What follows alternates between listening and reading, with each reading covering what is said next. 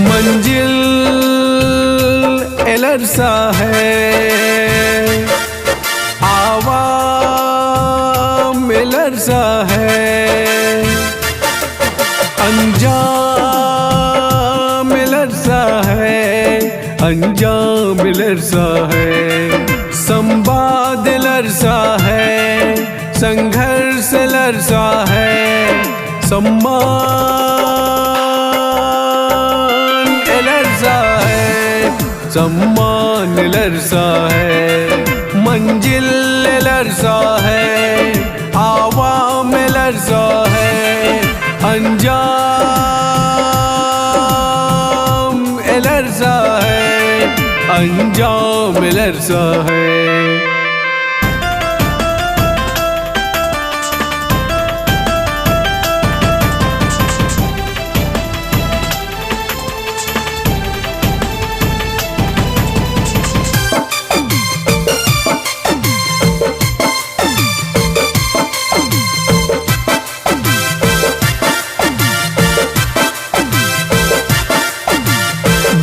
शहीदों की बेदी पर जब हम शीश झुकाएंगे, जब हम शीश झुकाएंगे, इस बेदी के लाल रंग से हम ये अलख जगाएंगे, हम ये अलख जगाएंगे।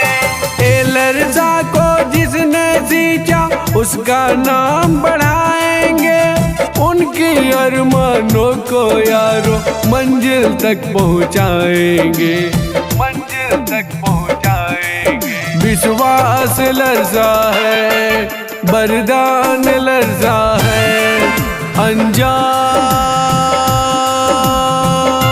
एलर्सा है, अंजाम एलर्सा है।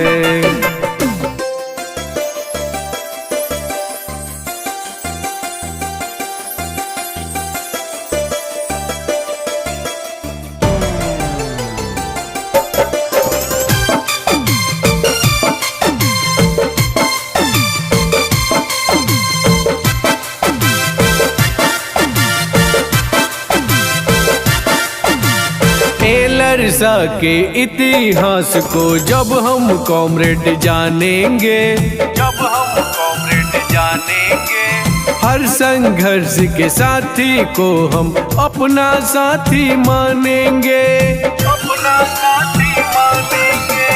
एलर्सा अपने दम पर है अपना हक दिलवाने में, अपने दम खम पर प्रशासन को लोहा मनवाने में, मनवाने में।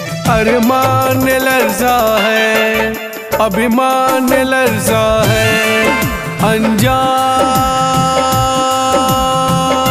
एलर्सा है, अंजाम एलर्सा है।